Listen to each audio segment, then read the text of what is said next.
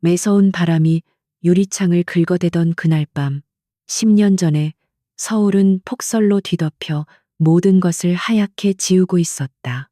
도시의 불빛은 눈보라 속에서 흐릿하게 빛났고 그 아래 한 고급 저택의 정원에서는 차가운 공기가 날카롭게 뺨을 후려쳤다. 한지연은 얇은 코트 하나에 의지한 채 두 아이의 손을 꽉 잡고 있었다. 그녀의 눈동자에는 혼란과 절망, 그리고 차가운 분노가 소용돌이치고 있었다. 아이들은 겁에 질려 엄마의 치마폭에 얼굴을 묻었고 작은 손은 추위에 꽁꽁 얼어 있었다. 그들이 서 있는 곳은 방금까지 그들의 집이었지만 이제는 냉혹한 남의 땅이 되어버렸다. 저택의 현관문이 굉음을 내며 열리고 이재민이 모습을 드러냈다. 그의 얼굴에는 단 한 톨의 망설임이나 죄책감도 없었다. 그는 고급 실크 가운을 입고 있었고 그 뒤로는 명품 모피 코트를 걸친 한 여인이 만족스러운 미소를 띠고 서 있었다. 그 여인의 눈빛은 지연을 향해 비웃음과 경멸을 담고 있었다. 지연아, 우리 이제 그만하자. 너도 지쳤을 거 아니니. 재민의 목소리는 차갑고 무감각했다. 마치 한겨울의 돌덩이처럼 단단했다. 이제 너희는 이곳에 있을 자격이 없어. 그의 말 한마디 한마디는 비수처럼 지연의 심장을 찔렀다. 그녀는 고통을 참으며 떨리는 목소리로 물었다. 이재민, 이게 당신이 말하는 전부인가요? 10년의 세월이 이 한마디로 끝나는 건가요? 재민은 한숨을 쉬었다. 그 한숨에는 지루함과 짜증이 섞여 있었다. 이제 와서 그런 말이 무슨 소용이야. 내가 너에게 얼마나 많은 것을 베풀었는데. 이 정도면 충분해. 그는 손을 흔들며 경비원들에게 눈짓했다. 어서 이 여자를 끌어내. 경비원들이 무뚝뚝한 얼굴로 다가왔다. 지연은 아이들을 더욱 세게 품에 안았다. 만지지 마. 우리 아이들한테 손대지 마세요. 그녀의 외침은 눈보라 소리에 묻혀 희미하게 사라졌다. 이 장면을 지켜보던 재민의 내연녀는 조롱하듯 웃었다. 정말 볼품없네. 저런 여자와 어떻게 같이 살았대.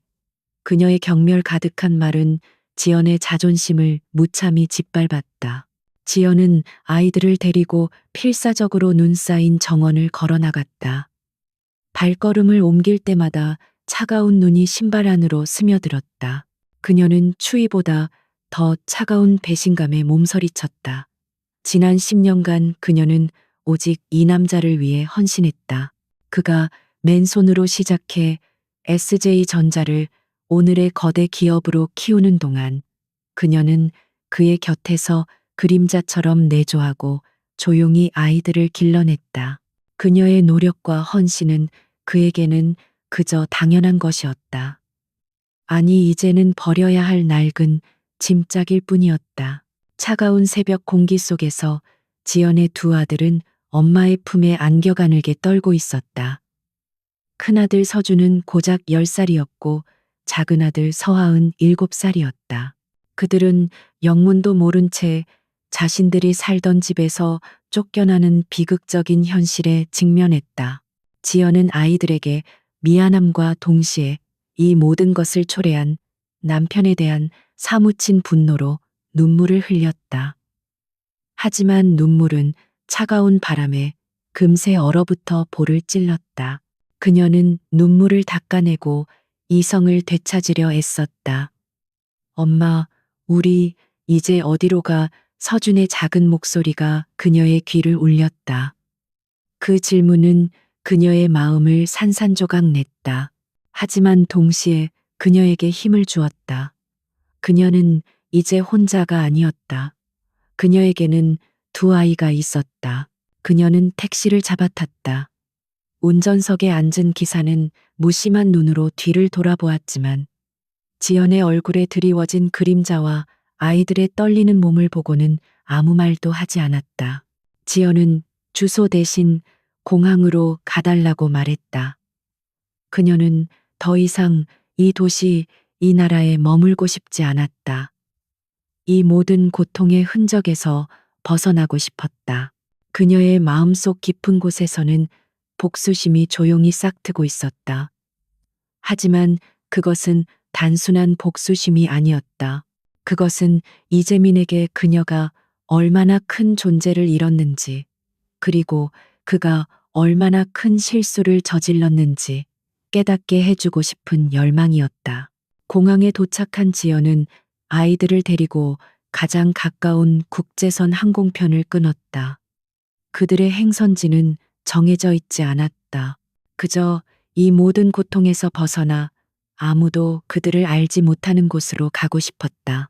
비행기 창밖으로 내려다 보이는 서울의 야경은 화려했지만 그녀에게는 그저 차갑고 무자비한 도시의 모습으로 비쳤다.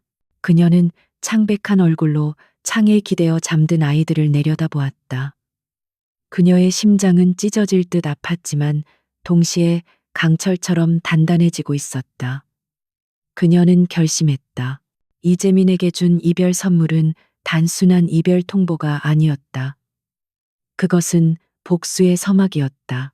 그녀는 더 이상 약한 아내, 무력한 엄마가 아니었다. 그녀는 이제 홀로 서서 두 아이를 책임져야 하는 전사였다. 그녀는 이재민이 가장 무시했던 자신의 능력을 사용하기로 마음먹었다. 그가 그녀에게서 빼앗아간 모든 것을 되찾고 그가 소중히 여기는 모든 것을 무너뜨릴 것이다. 그녀는 조용히 눈을 감고 지난날의 모든 아픔과 상처를 가슴속에 새겨 넣었다. 이 상처들은 그녀의 가장 강력한 무기가 될 것이었다. 그녀의 복수는 단순히 그를 파멸시키는데 그치지 않을 것이다. 그녀는 그가 무엇을 잃었는지, 그리고 그 대가가 얼마나 큰지 깨닫게 해줄 것이다. 그녀는 모든 것을 잃은 것처럼 보였지만 사실은 가장 소중한 두 아이를 지켜낼 힘을 얻었다. 그녀의 얼굴에 흐르던 눈물은 이제 사라지고 그 자리에는 차갑고 단호한 결의만이 남아 있었다. 10년 후 그녀가 다시 서울로 돌아오는 날, 그 도시는 더 이상 그녀에게 아픔을 안겨준 곳이 아니었다. 그곳은 그녀의 복수를 완성할 무대이자 새로운 시작을 알릴 출발점이 될 것이었다. 그녀는 조용히 주먹을 쥐었다. 재민아, 10년 뒤에 보자. 그때까지 편히 잠들지 못할 거야. 그녀의 속삭임은 비행기 엔진 소리에 묻혀버렸다. 하지만 그 맹세는 그녀의 심장 속에 영원히 새겨졌다. 10년의 세월은 한지연을 완전히 다른 사람으로 탈바꿈시켰다. 더 이상 과거의 그 무기력한 주부의 모습은 찾아볼 수 없었다. 그녀는 이제 알렉산드라 한이라는 이름으로 알려진 국제 금융계에서 피닉스 그룹을 이끄는 냉철하고 무자비한 사업가였다. 그녀의 존재는 베일에 쌓여 있었고 그녀의 진짜 얼굴을 아는 사람은 극소수였다. 그녀의 판단은 늘 정확했고 그녀의 결정은 번개처럼 빨랐다. 그녀가 손대는 프로젝트마다 성공을 거두었고 그녀의 이름은 곧 승리의 대명사가 되었다. 그녀의 별명은 검은 여왕이었다.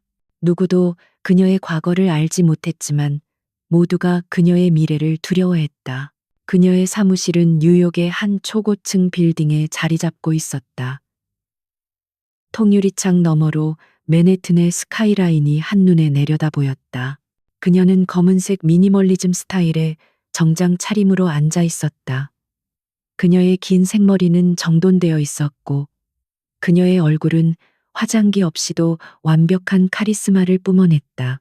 그녀의 눈빛은 차가운 얼음처럼 냉정했지만 그 속에는 10년 전의 아픔과 고통이 여전히 응어리져 있었다. 그녀의 책상 위에는 그녀가 추진하는 모든 프로젝트의 보고서가 깔끔하게 정리되어 있었다. 그녀의 비서실장인 마이클은 그녀의 곁에서 그림자처럼 조용히 움직였다. 알렉산드라 SJ전자 인수 계획에 대한 최종 보고서입니다. 예상대로 재무 상태가 매우 취약합니다. 특히 최근 몇 년간 이재민 회장의 방만 경영으로 인해 부채가 상당합니다. 마이클이 보고서를 건네며 말했다. 지연은 보고서를 훑어보며 미소를 지었다. 그 미소는 차갑고 날카로웠다. 그래, 예상했던 대로군. 그 남자는 내조하는 나 없이 아무것도 할 수 없는 남자였어. 그녀의 목소리는 낮고 단호했다. 그녀는 마이클에게 지시했다. 마이클, 이제 첫 번째 단계에 돌입하겠어요. SJ전자에 접근할 위장회사를 준비하고 그들이 거절할 수 없는 제안을 만들어. 알겠습니다. 하지만 그들은 당신이 누군지 모르고 있습니다. 재민 회장이 당신의 제안을 받아들일까요? 마이클이 걱정스러운 듯 물었다. 지연은 고개를 저으며 말했다. 그럴 리가 없지. 그는 자신이 가진 모든 것을 잃는 순간까지 내가 누군지 모를 거야. 그리고 그게 바로 나의 계획이야. 그가 가진 모든 것을 잃게 만드는 것. 그녀는 창밖을 바라보았다. 10년 전 그녀를 매섭게 몰아내던 눈보라가 다시금 그녀의 눈앞에 아른거렸다. 그녀는 그날의 굴욕을 단 한순간도 잊지 않았다. 그 굴욕은 그녀의 원동력이 되었고 그녀를 지금의 자리에 있게 한 강력한 힘이었다. 그녀의 두 아이 서준과 서한은 이제 훌륭한 청년으로 성장했다. 서준은 듬직한 청년이 되어 피닉스 그룹의 IT 부서를 책임지고 있었고 서한은 뛰어난 경영 능력을 발휘하며 그녀의 오른팔 역할을 해냈다. 그들은 어머니의 과거를 알고 있었지만 그 아픔을 내색하지 않았다. 그들은 오직 어머니의 복수를 돕고 그녀의 옆에서 든든한 버팀목이 되어 주었다. 그들의 눈에는 어머니에 대한 존경과 동시에 아버지에 대한 깊은 실망감이 서려 있었다. 한편 서울에 있는 SJ전자의 본사에서는 이재민이 여전히 거만한 태도로 회의를 주재하고 있었다. 그는 10년 전의 성공에 안주하며 자신의 권력에 도취되어 있었다. 그의 옆에는 10년 전에 그 내연녀가 이제는 그의 아내가 되어 거만한 미소를 띠고 있었다. 그녀의 이름은 윤소현이었다. 그녀는 재민의 권력을 등에 업고 회사 경영에도 깊숙이 관여하고 있었다. 여보, 그 피닉스 그룹인가 뭔가 하는 곳에서 계속 우리에게 제안을 보내는데 너무 귀찮아 죽겠어요. 우리가 그들에게 관심 있다고 말하기라도 했나요? 소연이 짜증스럽게 말했다. 피닉스, 그 이름도 생소한 회사가 우리 SJ전자에 감히 재미는 콧방귀를 뀌었다. 아마 우리 회사를 인수하려고 발버둥 치는 작은 회사일 거야. 신경 쓸 필요 없어. 그는 소연의 말을 무시하고 회의를 계속했다. 중요한 건 우리의 경쟁력 강화입니다. 신규 사업에 대한 투자를 늘리고 시장을 선점해야 합니다. 피닉스 같은 듣보잡 회사에 휘둘릴 시간이 없어요. 그의 말은 오만으로 가득 차 있었다. 하지만 그의 자신감은 오래가지 못했다. 피닉스 그룹은 그들의 예상과 달리 단순한 소규모 회사가 아니었다. 그들은 SJ전자의 취약점을 정확히 파악하고 있었다. 그들은 SJ전자의 핵심 부품 공급업체를 인수하고 동시에 SJ전자의 주요 고객사들과 독점 계약을 체결하기 시작했다. 이 모든 움직임은 은밀하고 신속하게 이루어졌다. 재민은 뒤늦게 사태의 심각성을 깨달았다. 그는 피닉스 그룹의 정체를 파헤치려 했지만 그들의 존재는 그림자처럼 잡히지 않았다. 이게 도대체 무슨 일이야? 재민은 보고서를 던지며 분노했다. 피닉스 그룹이 우리의 모든 사업을 방해하고 있어. 그들이 도대체 누구야? 그의 비서실장이 고개를 숙이며 말했다. 죄송합니다, 회장님. 그들의 정체는 철저히 베일에 쌓여 있습니다. 심지어 그들의 CEO는 알렉산드라 한이라는 가명으로 알려져 있을 뿐 실체를 아는 사람은 아무도 없습니다. 재민은 불안감에 휩싸이기 시작했다. 그는 이 모든 일이 우연이라고 믿고 싶었지만 그의 본능은 무언가 불길한 일이 일어나고 있음을 직감했다. 그는 피닉스 그룹의 제안서를 다시 들여다보았다. 제안서의 내용에는 SJ전자의 약점을 정확히 파착한 치밀함이 담겨 있었다. 그들의 제안은 SJ전자를 구원할 유일한 방법처럼 보였지만 동시에 모든 것을 잃게 만들 수도 있는 위험한 도박이었다. 지연은 마이클로부터 재민의 반응을 보고받고 있었다. 재민 회장이 초조해하고 있습니다. 이제 그들이 우리에게 매달리게 될 겁니다. 마이클이 보고하자 지연은 만족스러운 미소를 지었다. 그래, 시작이 좋아. 이제 다음 단계로 넘어가야겠군. 그녀는 책상에 놓인 작은 액자를 바라보았다. 액자 속에는 10년 전 행복했던 가족의 모습이 담겨 있었다. 그녀는 액자를 조용히 내려놓으며 결심을 굳혔다. 이 모든 것은 그가 그녀와 아이들에게 남긴 상처에 대한 정당한 대가였다. 10년 전 지연이 그 집에서 쫓겨나던 그날 밤의 눈보라가 다시금 그녀의 마음 속에 휘몰아쳤다. 그때의 아픔과 굴욕은 이제 그녀를 앞으로 나아가게 하는 거대한 에너지원이 되었다. 그녀는 과거의 자신에게 속삭였다. 이제 곧 괜찮아질 거야. 우리가 잃은 모든 것을 되찾을 거야.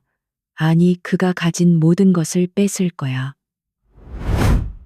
그녀의 목소리는 차분했지만 그 속에는 복수의 불꽃이 활활 타오르고 있었다. 그녀의 복수극은 이제 막 시작되었을 뿐이었다. 그리고 그 시작은 이재민이 생각했던 것보다 훨씬 더 파멸적이었다. 서울의 한 호텔 스위트룸 피닉스 그룹의 아시아 지부 회의가 열리고 있었다. 지연은 검은색 재킷을 걸치고 테이블 중앙에 앉아 있었다. 그녀의 얼굴은 차분했고 그녀의 눈빛은 흔들림이 없었다. 그녀의 앞에는 노트북 화면이 펼쳐져 있었고 그 안에는 SJ전자의 모든 재무 데이터가 분석되어 그래프로 시각화되어 있었다. 그녀의 오른팔인 서아가 그녀의 곁에 서서 발표를 시작했다. 어머니 예상대로 SJ전자는 우리의 제안을 받아들이기로 했습니다. 그들은 현재의 위기를 극복할 유일한 방법이라고 판단한 것 같습니다. 그래, 그럴 수밖에 없겠지. 그들은 이미 우리의 소나귀에 들어왔어. 지연의 목소리는 차갑게 울렸다. 서하, 우리는 그들이 우리에게 매달리게 해야 해. 그들에게 희망을 주고 그 희망을 짓밟아야 해. 그녀의 말에 서하는 조용히 고개를 끄덕였다. 그녀의 복수는 단순히 그를 파멸시키는데 그치지 않았다. 그것은 그의 모든 자존심과 오만을 짓밟는 것이었다. 며칠 후 SJ전자의 회의실에서 이재민은 피닉스 그룹의 제안서를 들여다보며 깊은 고민에 빠졌다. 그는 이 제안이 함정일지도 모른다고 생각했지만 현재의 상황을 타개할 다른 방법이 없었다. 그는 피닉스 그룹의 제안을 받아들이기로 결정했다. 좋아, 피닉스 그룹과의 미팅을 잡아 그들의 제안을 듣겠다고 전해 그의 결정에 윤소연이 불안한 표정으로 물었다. 여보, 정말 괜찮겠어요? 그들은 너무 수상해요. 우리가 모르는 무언가가 있는 것 같아요.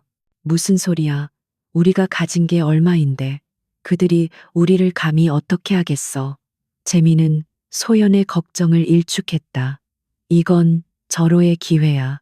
피닉스 그룹을 우리의 손에 넣을 기회라고. 그의 눈빛에는 다시금 오만이 서려 있었다. 그는 여전히 자신이 모든 것을 통제할 수 있다고 믿고 있었다. 그의 오만은 그를 파멸로 이끌고 있었다. 다음 날 재민은 그의 비서실장과 함께 피닉스 그룹의 회의실로 향했다. 그는 거만한 자세로 의자에 앉았다. 그리고 잠시 후 회의실 문이 열리고 한 여인이 들어왔다. 재민은 그녀를 보고 잠시 멈칫했다. 그녀의 모습은 10년 전의 지연과 너무나도 달랐지만 그녀의 눈빛만큼은 낯설지 않았다. 안녕하십니까. 알렉산드라 한입니다. 지연은 미소를 지으며 말했다.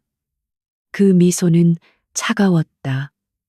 재민은 그녀의 얼굴을 뚫어져라 쳐다보았지만 그녀를 알아보지 못했다. 그는 그녀의 이름과 얼굴을 알지 못했다. 그에게 그녀는 그저 버려진 존재였을 뿐이었다. 만나서 반갑습니다. 이재민 회장님. 저희 피닉스 그룹의 제안에 관심을 가져주셔서 감사합니다. 지연의 목소리는 부드러웠지만 그 속에는 칼날이 숨겨져 있었다. 재민은 그녀의 모습을 뚫어져라 쳐다보았다. 당신은 누굽니까? 10년 전에 본 적이 있는 것 같은데. 그는 무심코 내뱉었다. 지연은 속으로 비웃었다. 그래, 넌 나를 기억하지 못하겠지. 나를 버렸으니까. 그녀는 미소를 잃지 않고 말했다. 세상은 넓고 사람은 많습니다. 저와 닮은 사람을 본 적이 있으시겠죠. 그녀는 곧바로 본론으로 들어갔다. SJ전자의 현재 상황은 매우 위태롭습니다. 저희의 제안은 단순한 투자가 아닙니다. 우리는 SJ전자를 완전히 재건할 것입니다. 그녀는 SH전자의 모든 문제점을 정확하게 지적했다. 재민은 그녀의 분석에 놀랐다. 그는 그녀가 그토록 철저하게 자신의 회사를 분석했을 것이라고는 상상도 하지 못했다. 당신은 도대체 누굽니까? 재민은 다시 한번 물었다. 지연은 미소를 지으며 대답했다. 저는 그저 이재민 회장님께 선물을 드리러 온 사람일 뿐입니다. 재민은 그녀의 말에 불길함을 느꼈다. 하지만 이미 늦었다. 그는 피닉스 그룹의 제안에 이미 사인을 한 상태였다. 지연은 재민의 눈을 똑바로 쳐다보며 말했다. 이재민 회장님, 이제부터 당신이 가진 모든 것을 잃게 될 겁니다. 하지만 걱정하지 마세요. 당신이 잃는 것은 내가 당신에게서 잃은 것에 비하면 아무것도 아닐 테니까요. 그녀의 말에 재민은 몸을 덜덜 떨기 시작했다. 그녀의 말은 단순히 사업적인 경고가 아니었다. 그것은 개인적인 복수심이 담긴 경고였다. 지연은 자리에서 일어나 회의실을 나섰다. 그녀의 뒷모습은 당당하고 우아했다. 그녀는 뒤도 돌아보지 않고 걸어 나갔다.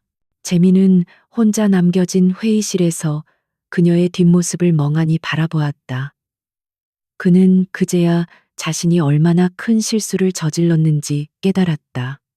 그는 10년 전 자신의 손으로 직접 버린 존재가 이제 그의 모든 것을 무너뜨리기 위해 돌아왔다는 것을 깨달았다. 그의 심장은 불안감으로 가득 찼고 그의 오만함은 순식간에 사라졌다. 지연은 사무실로 돌아와 서하에게 지시했다. 서하, 이제 2단계에 돌입해. SJ전자의 모든 약점을 공략해. 그들이 우리에게 완전히 종속되도록 만들어. 그녀의 목소리는 차분했지만 그 속에는 불꽃이 타오르고 있었다. 그녀는 10년 동안 준비해온 복수를 실행하기 시작했다. 그녀는 그에게서 빼앗긴 모든 것을 되찾고 그가 가진 모든 것을 뺏을 것이다. 그녀의 복수는 이제 막 시작되었을 뿐이었다. SJ전자의 사옥은 한때 활기 넘치던 분위기를 잃고 무거운 정적에 휩싸여 있었다. 회의실마다 긴장감이 감돌았고 직원들의 얼굴에는 불안함이 역력했다. 이 모든 것은 피닉스 그룹과의 협력 이후 벌어진 일이었다. 겉으로는 협력이라는 명분이었지만 실상은 피닉스 그룹이 SJ전자의 모든 약점을 파고들어 하나씩 장악해가는 과정이었다. 이재민은 이 사태를 통제하려 애썼지만 이미 때는 늦었다. 그는 피닉스 그룹의 치밀함과 속도에 속수무책이었다. 피닉스 그룹은 SJ전자의 내부 구조를 속속들이 파악하고 있었다. 그들은 SJ전자의 자금 흐름에 직접적으로 개입했고 재민의 방만한 경영으로 생긴 부채를 명분 삼아 회사 소유의 부동산과 자산을 매각하기 시작했다. 이 과정에서 재민의 사적인 비자금과 비공식적인 거래들이 수면 위로 떠올랐다. 재민은 당황했고 그의 비서실장과 윤소연은 분노했다. 이게 무슨 일이야? 감히 우리 회사의 자산을 마음대로 팔아넘겨. 재민이 소리쳤다. 그의 목소리에는 권위가 아닌 절박함이 묻어 있었다. 그는 지연의 차가운 눈빛에서 단호한 결의를 보았다. 그녀는 더 이상 10년 전의 무기력한 여자가 아니었다. 그녀는 그의 모든 것을 무너뜨릴 수 있는 강력한 힘을 가진 존재였다. 재민은 그녀의 앞에서 무력했다. 그는 그녀에게 용서를 빌었지만 그녀는 그에게 용서를 해줄 마음이 없었다. 그녀의 복수는 용서로 끝나는 것이 아니었다. 그것은 그에게 고통을 안겨주고 그가 무엇을 잃었는지 깨닫게 하는 것이었다. 재민은 절망 속에서 몸부림쳤다. 그는 피닉스 그룹의 연락을 취해 지연과의 만남을 요구했다. 그녀를 만나야겠어. 그녀를 만나서 모든 것을 바로잡아야 해. 그의 목소리는 애원하는 듯했다. 그는 이제 그녀에게 복수할 수 없다는 것을 깨달았다. 그는 그저 그녀의 자비에 매달릴 수밖에 없었다. 하지만 지연은 그의 요구를 매몰차게 거절했다. 그럴 필요 없습니다. 만남은 이제 우리가 주도합니다. 그녀의 단호한 목소리가 전화기 너머로 들려왔다. 재민은 무릎을 꿇고 절망했다. 그는 자신이 무엇을 잃었는지, 그리고 그 대가가 얼마나 큰지 이제야 깨닫기 시작했다. 내가 왜 이렇게 무능해진 걸까? 재민이 중얼거렸다. 지연은 그의 말에 대답했다. 당신은 원래부터 무능했습니다. 당신은 나를 그리고 나의 능력을 무시했습니다. 당신이 성공할 수 있었던 이유는 내가 당신의 곁에서 모든 것을 희생했기 때문입니다. 하지만 당신은 그 사실을 망각하고 나를 버렸습니다. 이제 당신의 무능함이 드러난 것입니다. 지연의 말은 재민의 자존심을 짓밟았다. 그는 더 이상 아무 말도 할 수 없었다. 그는 자신이 얼마나 큰 실수를 저질렀는지 뼈저리게 느꼈다. 전화가 끊어지자 소연은 핸드폰을 내던졌다. 그녀는 공포에 질려 재민을 찾아갔다. 여보, 그 여자가 한지연일지도 몰라. 소연이 울부짖었다. 재민은 소연의 말을 듣고 멍하니 멈춰섰다. 한지연 설마. 그의 머릿속에 10년 전의 그날 밤이 다시금 떠올랐다. 폭설이 쏟아지던 밤, 그가 내쫓았던 여자와 두 아이, 그는 그들의 존재를 잊고 지낸 지 오래였다. 하지만 소연의 말은 그의 심장을 날카롭게 찔렀다. 지연은 자리에서 일어나 카페를 떠났다. 그녀는 뒤도 돌아보지 않았다. 그녀는 이제 모든 것이 끝났다는 것을 알았다. 그녀의 복수는 이제 막바지에 이르렀다. 그녀는 그에게 마지막 선물을 준비하고 있었다. 그것은 단순한 선물이 아니었다. 그것은 그의 모든 것을 무너뜨릴 결정적인 한 방이었다. 재민은 혼자 남겨진 카페에서 멍하니 앉아 있었다. 그는 자신이 가진 모든 것을 잃어가고 있다는 것을 느꼈다. 그의 심장은 절망으로 가득 찼고 그의 눈에는 공포의 그림자가 드리워졌다. SJ전자의 상황은 매일 악화되었다. 피닉스 그룹은 마치 먹이를 사냥하는 맹수처럼 SJ전자의 모든 약점을 파고들었다. 공급망은 붕괴되었고 주요 고객사들은 계약을 파기했다. 이 모든 것은 피닉스 그룹이 배후에서 조종하고 있다는 소문이 돌았다. 이재민은 이 사태를 막기 위해 발버둥 쳤지만 이미 때는 늦었다. 그는 더 이상 회사를 통제할 수 없었다. 이사회는 그를 비난했고 투자자들은 등을 돌렸다.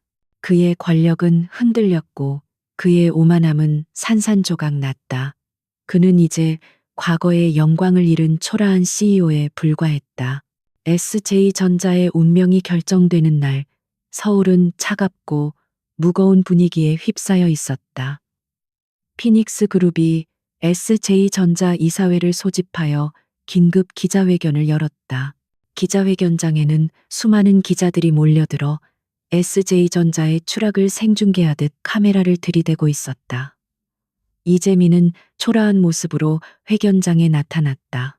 그의 얼굴은 수척해 있었고 그의 눈빛에는 절망과 공포가 가득했다. 그의 곁에는 더 이상 오만했던 윤소연도 없었다. 그녀는 이미 그의 곁을 떠나버린 지 오래였다. 그의 아내인 윤소연은 분노에 차서 지연에게 전화를 걸었다. 당신 도대체 누굽니까? 우리 회사에 무슨 짓을 꾸민 거예요? 소연의 목소리는 격앙되어 있었다. 지연은 뉴욕 사무실에서 조용히 미소를 지으며 전화를 받았다. 윤소연 씨, 무슨 일로 전화하셨죠? 우리 피닉스 그룹은 모든 것을 합법적으로 처리하고 있습니다. 지연의 차분한 목소리는 소연의 분노를 더욱 부채질했다. 피닉스 그룹의 CEO 알렉산드라안이 등장하자 기자회견장은 순식간에 정적이 흘렀다. 그녀는 검은색 정장 차림으로 단상에 섰다. 그녀의 눈빛은 냉정했고 그녀의 표정은 흔들림이 없었다. 그녀의 뒤에는 두 아들 서준과 서아가 든든하게 서 있었다.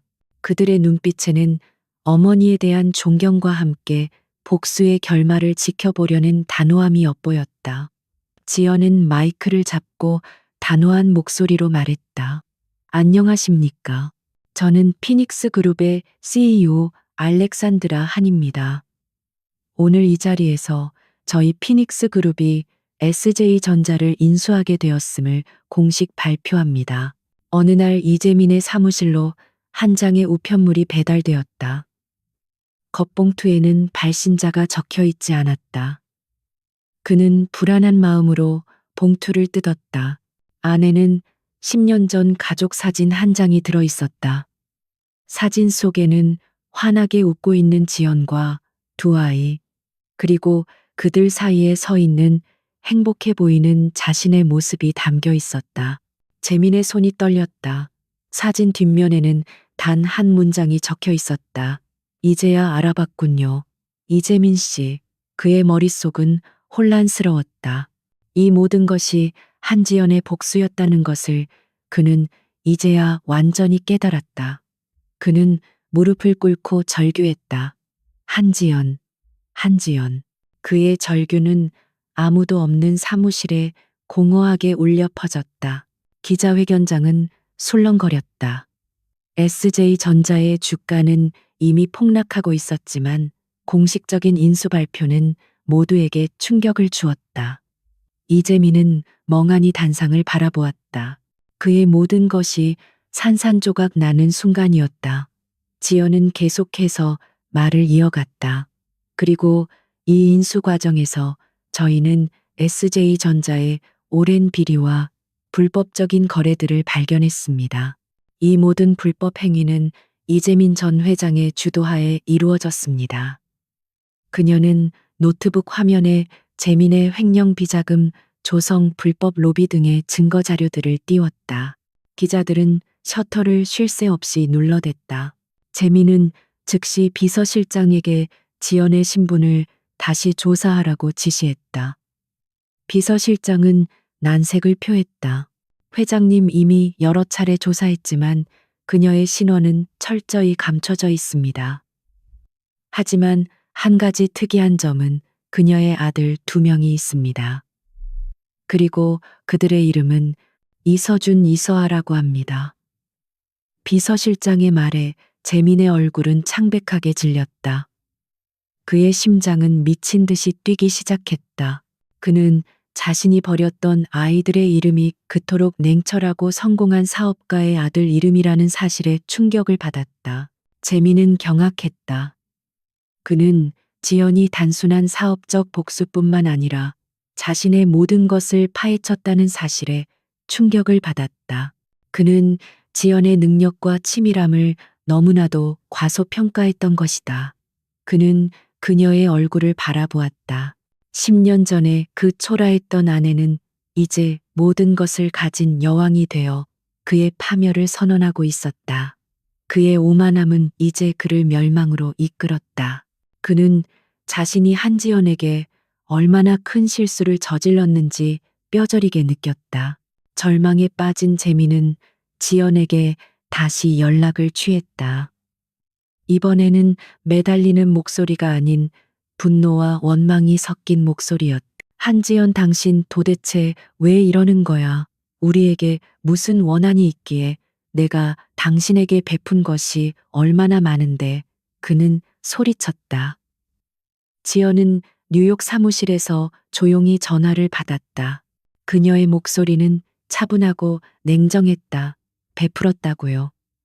이재민 씨, 당신이 나에게 베푼 것은 굴욕과 배신, 그리고 두 아이에게 지울 수 없는 상처뿐입니다.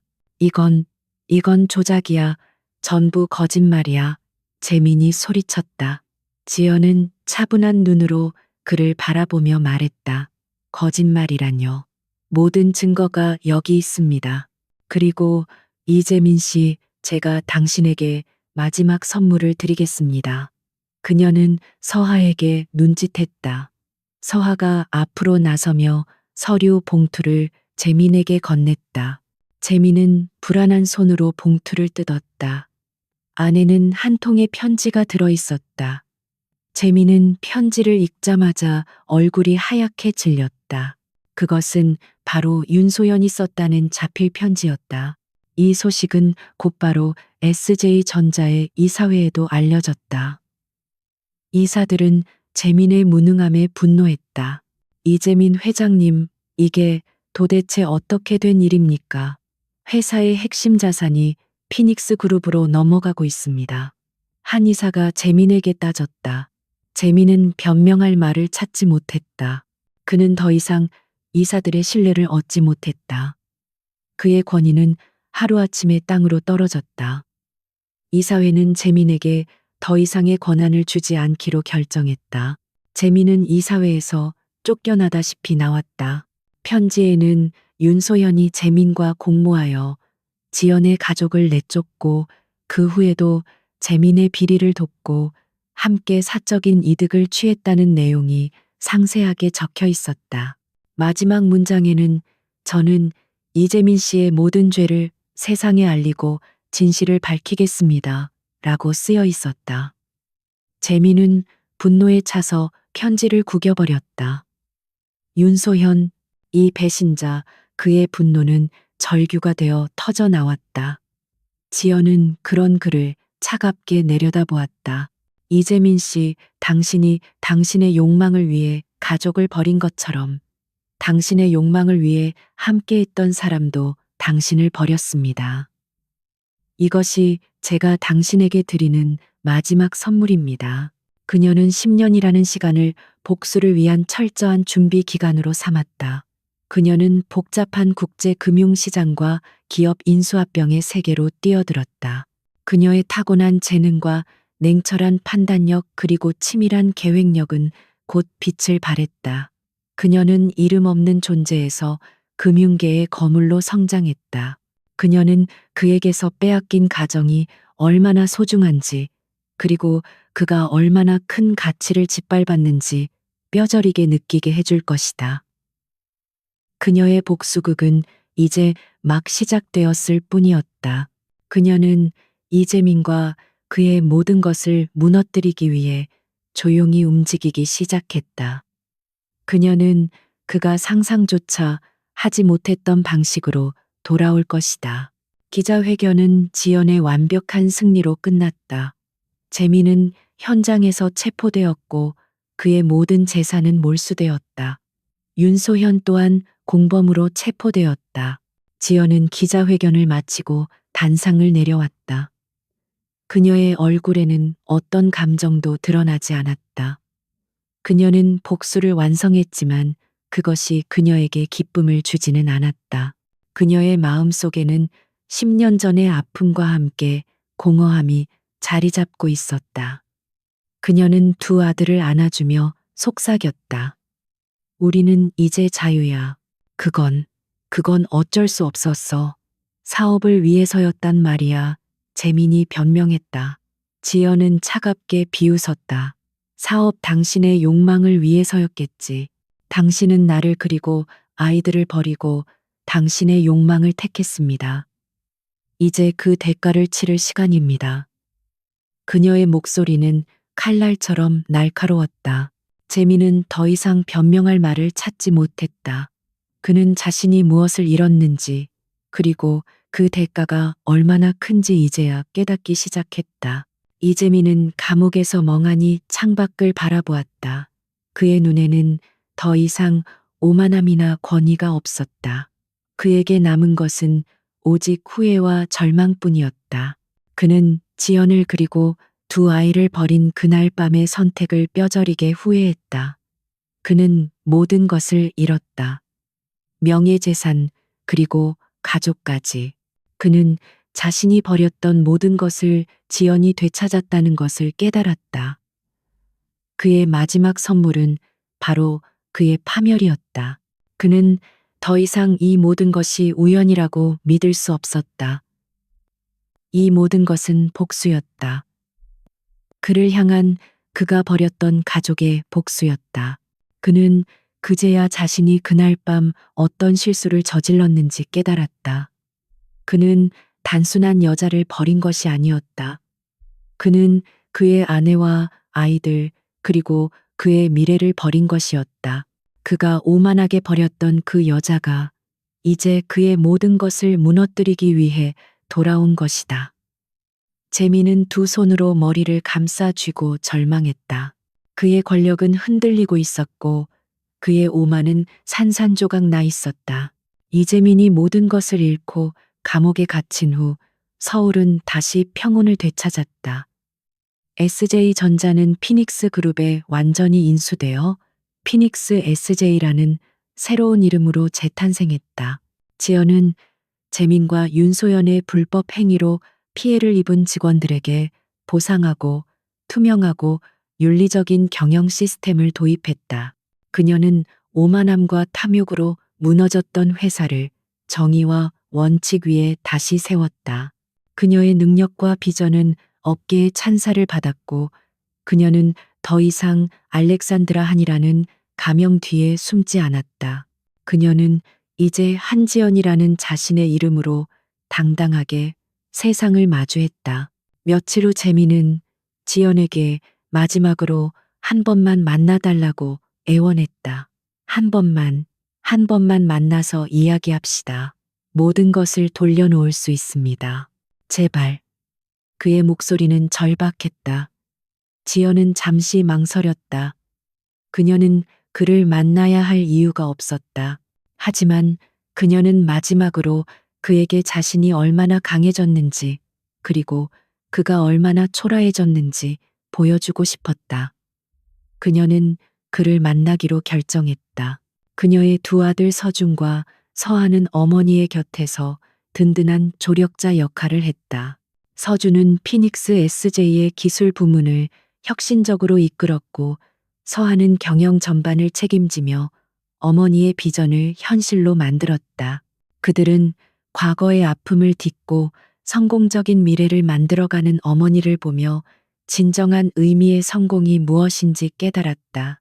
그들에게 아버지가 남긴 것은 뼈아픈 상처였지만 어머니가 남긴 것은 그 어떤 고난도 이겨낼 수 있는 강인함이었다.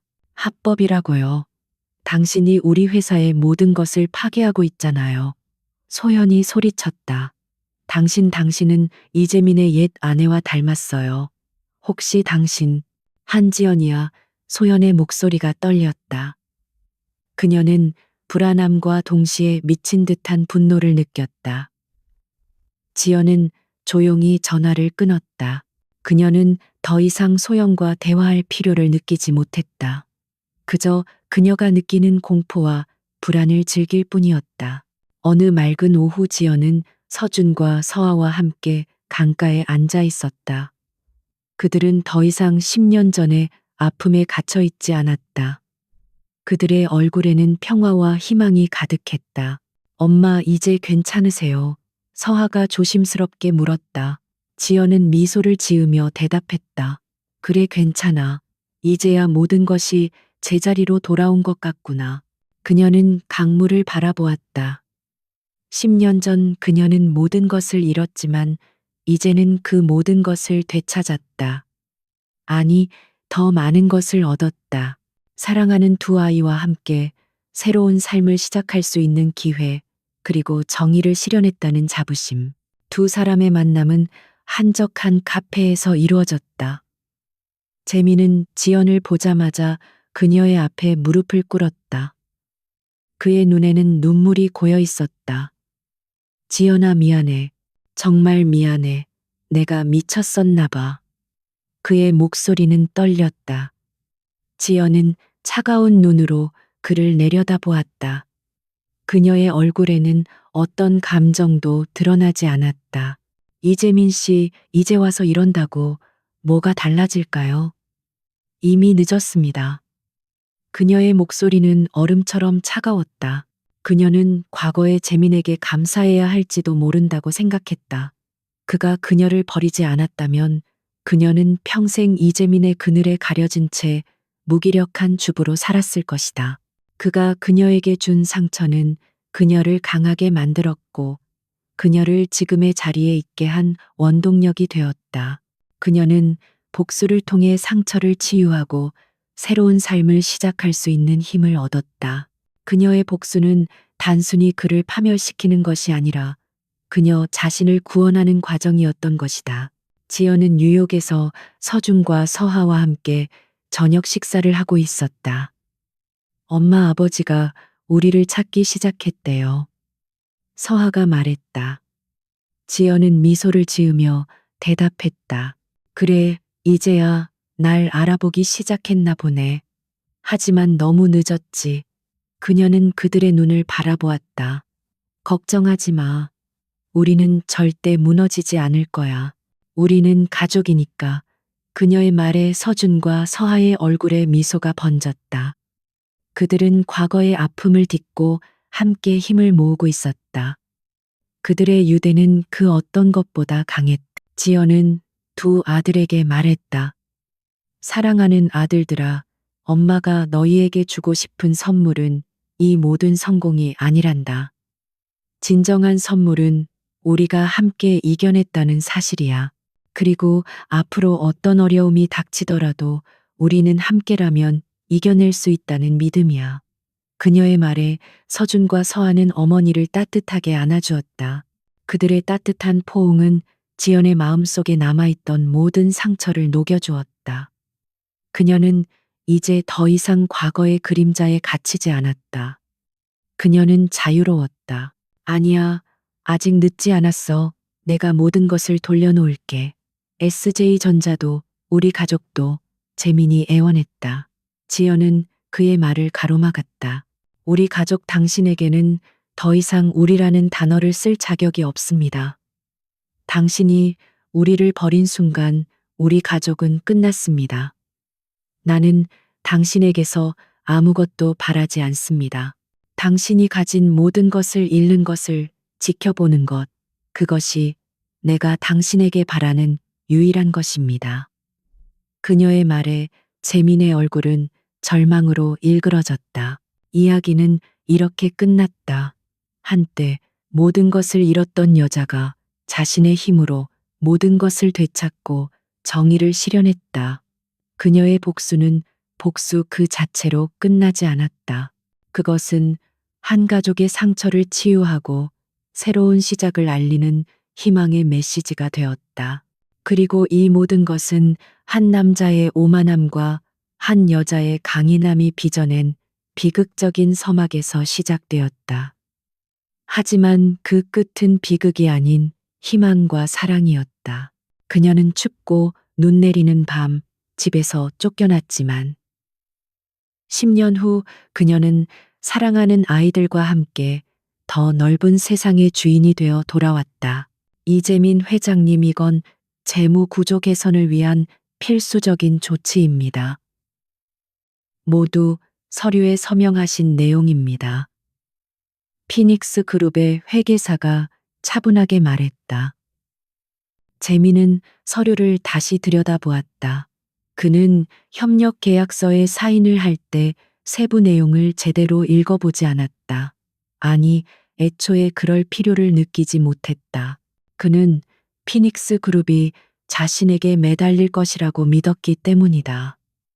그의 오만함은 이제 그를 파멸로 이끌고 있었다.